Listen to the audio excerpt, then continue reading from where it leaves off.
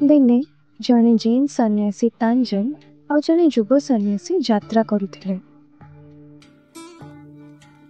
यात्रा करने समय से एक सुंदर युवती को देखिले जे कि एक गभीर झरणा को पारी करि पारुनथिले, जार सुओ प्रखर थिला। तांजन तांको सहायता करबा को जाई कांधरे नहीं झरणा पार कराइले। से महिला को विदाय देले एवं सन्यासी दुई जन यात्रा जारी रखिले।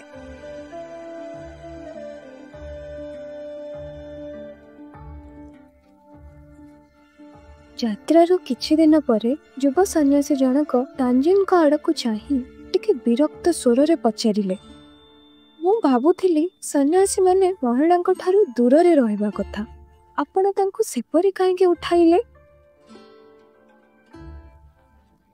तांजन उत्तर देले, केउ महिला? ओहो, जहा को पछरे छाड़ी आसिले, मु तो केबेटू तांको उलाई देई आसीची, तुमे कोन तांको एबे भी बोही चाली छ कि? युव सन्यासी जनक एजाए महिला को बोहुचंती, तांजन एपरी काहे कहिथिले? मनरा प्रकृति एमिति, लोके तांको जीवन रे एइथिपई संघर्ष करिथांती कारण सेमाने तांको मनरा प्रकृति को बुझिबाकू कोनोसी प्रकार चेष्टा करिनथांती। मनर गोटे मौलिक दिग हेउछि जहाकू आपण कहंती मु एटा चाहुनी, ता ही मनर मुख्य प्रकृति होइजिबो। मन सेई कथाटिकू ही घारी हेबो।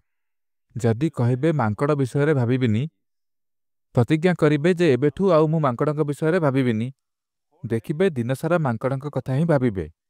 प्रतिज्ञा न करिथिले हुए तो मांकड़ न देखिला जाके ता विषय रे भाबि नथांते। तेणु जड़े सन्यासी बा ब्रह्मचारी हेबा माने नुहे जे महिला को न छुईबार प्रतिज्ञा करिबा। आपण किछि निर्दिष्ट प्रतिज्ञा करिछंती निज जीवन रे किछि उच्चतर जिनिस को हासिल करिबा पई, अन्य एक आयाम जेउठी पार्थिव जिनिस सब आपणक पई अर्थहीन। किंतु जदि ता घटुनी आपण सेइटा एक कठोर प्रतिज्ञा भली करिबाकू चेष्टा करूछंती, कोन भाबुछंती जे महिला को स्पर्श न कले आपण ब्रह्मचारी होई जिबे कि सन्यासी होई जिबे? सेमिति नुहे। उच्चतर किछि पई आकांक्षा करी ही सन्यासी होई परिबे।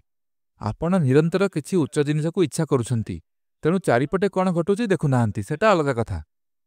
किंतु आपण कहिबे मु ए आडे चाहिबिनी, से सब ही आपणक मन रे भरी जिवो।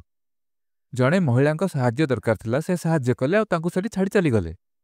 आर जनक महिला को छुई भी नथिले, हेले 2 दिन हला तांको मुंडरे सैया चलीची, से तांको छाड़ी पारु नाहंती। जणे जहा आवश्यक ता कले, से महिला को सेठी छाड़ी देले। किंतु जीए महिला को दूरेई के रहिबाकू चाहुथिले, से सेथिरे भरपूर। तो एटा महिला विषय रे नुहे कि कहा विषय रे नुहे, एटा आपणक मनर प्रकृति को जानिबा उपरे। If you say I don't want something, only that will happen. जदि कहिबे मु एटा चाहुनी, केवल सेटा ही हेबो, कारण ए मनरे फेडान कि हरण हुए नाही। जबरदस्ती गोटे भी भावना निज मनरू काढ़ी पारिबे नाही। जहा भी करिबाकू चेष्टा करिबे केवल गोटे बढ़िबो, केवल मिश्रण आ गुण नहीं हेबो, मनरे हरण कि फेडन हेबो नाही। तेणु जोर करी एक निर्दिष्ट भावना मनरू काढ़ी पारिबे नाही। कथा हेउछि आपणकर आकांक्षा अन्य किछि थिले ए सब भावना उभई जाई पारे। आपण पर्वत शिखर को जिबाकू चाहुछंती, सेथिरे संपूर्ण केंद्रित अछंती, एबे तळे कोन अछि आपणक फरक पड़ेनी। जदि पाद देश को एड़ाइबाकू चाहिए तेबे शिखर को केमिति जिबे? केबे भी जाई परिबेनी, नुहे कि? पाद देश ठारू दूरेई रहिबाकू चेष्टा कले शिखर रे केमिति पहुंचिबे? केबे भी पहुंची परिबेनी। शिखर ठारे मन थिले पहाड़र पाद देश को पार कर देबे जना भी पड़िबनी। तेणु से महिला को सहायता कले, किसी भी बड़ कथा नुहे। हुए तो स्त्री कि पुरुष तांको फरक पड़ी नथिबो, जणे सहायता मागिले सहायता करी से चली गले। किंतु जीए महिला को दूरेई रहउथिले तांको मन सेथिरे भरपूर।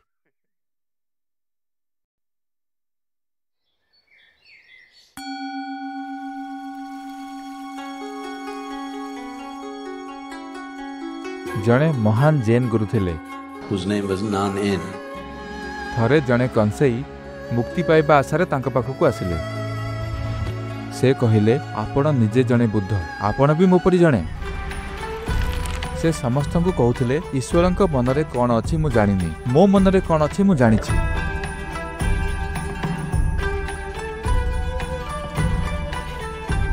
आपण निज सह सीधा रुहंतु,